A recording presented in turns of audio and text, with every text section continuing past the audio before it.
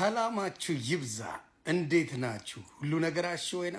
ዛሬ ምለው ነገር አለኝ። አንዳንዴ በተለይ ባበሻ የታዘብኩት የምታዘበው ሁልጊዜ ነገሮችን የማይበት መንገድን ይለያልና ስለ ሊያ ከመናገሬ በፊት የሆነ ነገር ልበል።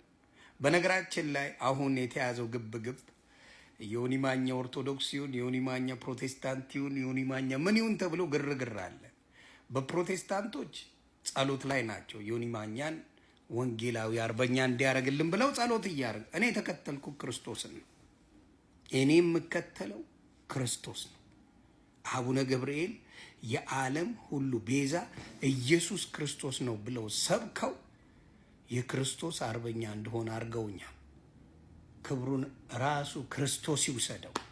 ስለዚህ ያንን ነው ለምትበሳጩ ወንድምና እህቶቼ ምችት ድልት ይበላችሁ፣ ችግር የለብኝም ለሱ። ለማንኛውም ኦርቶዶክስ ወንድምና እህቶቼ መልስ አላት ኦርቶዶክስ ስላላችሁኝ አንዳንድ የገድላት መጽሐፎችን ከነ ኤርሚ ጋር ዛሬ ወያያለው። እሱን ነገር ምናረጋለን። ጥያቄውን ደግሞ እናንተ ተመልሳላችሁ። ማታ ላረገው ነበረ፣ ተበለሻሸ ነገሩ፣ ወዳልሆነ ነገር ሄደ። ይሄንን ነው ማረገው። ሰላማችሁ ይብዛልኝ። ወደ ልይቾ እንመለስ። ሊያ አንድ ነገር ልበለሽ፣ ያንቺ ጥፋትን ልንገርሽ። ያንቺ ጥፋት ምንድን ነው? ለአበሻ ብለሽ መኪና ስትገዢ መኪናሽን አሳየሽ። መኪና ስትገዢ መኪናሽን፣ ቤት ስትገዢ ቤትሽን አሳየሽ። አበሻ የአበሻን ሰክሰስ በጣም ነው የሚጠላ። ትልቁ ስህተት የሰራሽው ልይቾ እዚህ ጋር የአበሻን ሰክሰስ በጣም ይጠላል። እንኳን በሱ በምትበዩ ምግብ ይቀናብሻል። ስለዚህ ምንድን ነው የሆነው? 6 ዓመት ነው እስከ ዛሬ ለምን አስቀመጡት? እስከ ዛሬ አውጥተው ለምን ላስላስ አላርጉሽም? ላይቭ ላይ ዝም ብለሽ የሆነ ነገር ስታረጊ ሁሉም የሚያደርገው ነበር። ቲክታክ ላይ ሶሪ ኢንስታግራም ላይ ሁሉም ሴት ፉን ትል ነበር። ውሸት ምንም አያደርግም። ምንም አላሉሽም፣ ጠበቁልሽ። ለምን? አንቺ የመሰላቸው ዩቲዩብ ላይ ዝም ብለሽ ለወድሽ ምናምን የሚመስላቸው ነገር ነበረ። እና አንቺ ምን ይዘሽ መጣሽ? መኪና ገዛሽበት። አንቺ ምን ይዘሽ መጣሽ? ምን የመሰለ ቤት ገዛሽበት። አንቺ ምን ይዘሽ መጣሽ? ህይወትሽን ቀየርሽበት። እንዲህ ያለ አበሻ ተነሳ አበሻ። በቃ በፊት አውጥተው አንቺን መናገር ሲችሉ እንደፈለጉ ማድረግ ሲችሉ አዲስ ዜና ቢሆን ማንም ቢሰድብሽ አይገርመኝም። ጠብቀው ቀን አንቺ ያልፎልሽ መደሰት ስትጀምሪ ሊሰብሩሽ መጡ። አየሽ፣ ጨዋታው እንደዚህ ነው። አበሻ በሰክሰስሽ በጣም የሚቀና ማንነት ያለን ትውልድ ነን። ፐርፌክት ነሽ እያልኩሽ አይደለም። ከኔም ጋር ተረጋግጠናል። ምን ብለናል? ግን ያንቺን ሰክሰስ የአበሻን ሰክሰስ የሚጠላ አበሻ ብቻ ነው።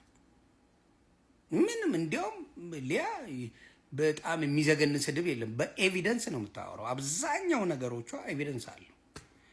አርቲስቶች እንደዚህ የሆኑ ስትል ሌላውም ያወራዋል፣ የእሷ ቫይራል ይሄዳል። ስለ ሌሎች ስታወራ ሌላውም ያወራዋል፣ የእሷ ቫይራል ይሄዳል። ልዩነቱ ያ ነው። ግን ያናደዳቸው ያቃጠላቸው ያስባላቸው ስላንቺ የዛሬ ዓመት ማውራት ይችሉ ነበር። የዛሬ 2 ዓመት ማውራት ይችሉ ነበር። የዛሬ 3 ዓመት ማውራት ይችሉ ነበር። 6 ዓመት ጠብቀው አንቺ ሲሳካልሽ ህይወት በጥሩ መኖር ስትጀምሪ ቆረጠሙሽ። አደራ ትሰበሪያለሽ ብዬ አላስብም። 10 ጊዜ ለዚህ መልስ መስጠት አይገባሽም። እኔ ለምን 10 ጊዜ መልስ እንደምትሰጪ ግራን የገባኝ። ግን እውነት እንደ ሴት ጀግና ሴት ነሽ።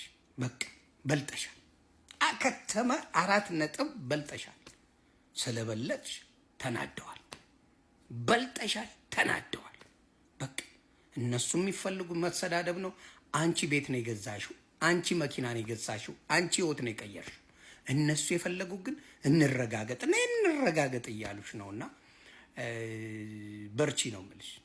ይህን በጌታ ፍቅር ለተሸነፈው ማኛው ይጠቅማል ያልኩትን ምክር ነው። ለሌሎቻችሁም ያንን ልንገር። የሰውን ነገር ህይወታቸውን ለመሰቃቀል የምትሰሩ ሰዎች ለሌሎቻችሁም ትንሽ ብታስቡበት ጥሩ ነው ብዬ አስባለሁ። እግዚአብሔር ለሁላችንም ልቦና ይስጠን።